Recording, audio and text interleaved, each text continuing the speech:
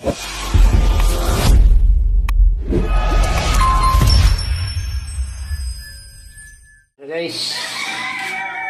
good morning. Magluluto tayo ng tinulang buntot ng baboy.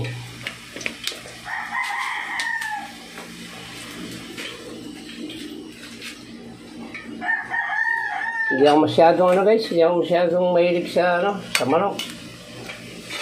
Sapagkat tayo po ay pusakal na sabongero.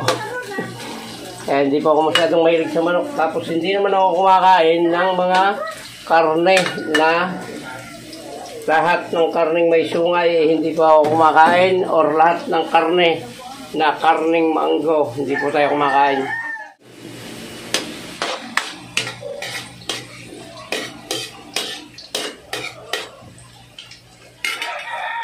Unay luya, tapos bawang. Yung lang to guys, kung yung tinola, yun na to. Kaya lang ang gagamitin ko ay imbis na manok ay buntot po ng baboy. Nung kailan ay bangos naman ang tinola natin. Di po talaga masyadong mahilig sa manok. Nagmamanok lang ako pag sa Jollibee. Pusakal po sa sabong ang inyong lingkod. Yan guys, lalagyan natin yung ating buntot ng baboy.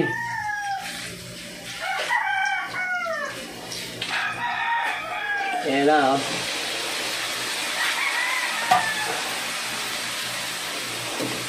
buntot yan guys, buntot mismo ng baboy yan, Yan. Ayan, nakakabit pa yung buntot. Itimplahan na natin ng paborito ni Ma'am Beauty, ang patis. Wow. Para talaban na siya ng lasa, tapos yan ay tatakpan natin bago natin siya sabawan. Yan, okay naman yan. At mamaya lang natin dagdagan yan. Huwag yaman, asin na lang ay idadagdag natin dyan kung sakali. Lalagyan na natin ang bitchin para kumapit na yung lasa niya. Saka mas, nakakatulong magpalambot yan guys, yung bitchin. Okay, tatakpan muna natin at ating pakagatin muna ang lasa niyan. Ayan guys, dadagdagan natin ng konting sabaw para abutin yung ibabaw. Malamig na tubig to guys, yung galing mismo sa water dispenser, yung malamig talaga siya. Para mas mabilis siyang lumambot. Ayan, tama na muna yan. At mamaya natin ulit dadagdagan pagka bumaba na ulit yan. Medyo matigas po kasi ito, buntot ito ng baboy. Ayan na guys, bisitahin na natin. Yun haluin natin para medyo malito. Ayan. Tayo lang natin siya lumambot. Bago ilalagay natin dyan yung papaya. Dahon sili. Ay yung sili na mahaba. Wala pong dahon sili. Ang nakuha ko yung malunggay. Pinailalagay natin yan guys. At lalagay pa natin yan ng siyempre, paminta. Maya-maya na guys, pagka yung huling na natin, natin lalagyan ng paminta. Guys, lalagyan na natin ng ating paminta. Titin natin mamaya yung sabaw niyan kung dadagdagan pa natin ng kaunti.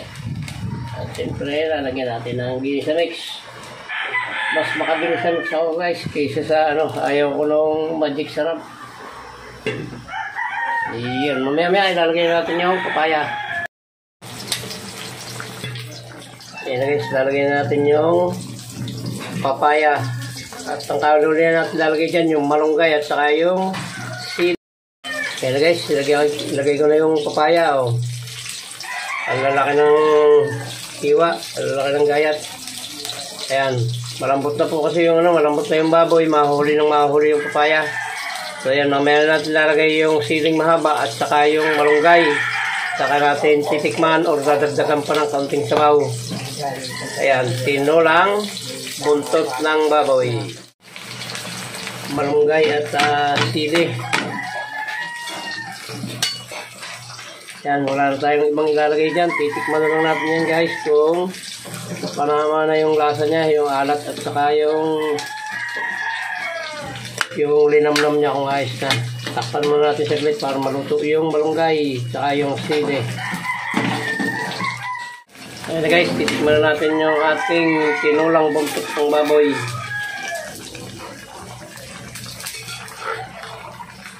Ayun, masarap. Ayos na guys, luto na ito at malambot na pati yung papaya. Ayan, hanggang dito na lang po yung vlog natin na pagluluto ng tinulang buntot ng baboy. Muli po, maraming salamat sa umabot ng dulo ng vlog na ito. Hanggang dito lang po, bye bye na po. I love you all.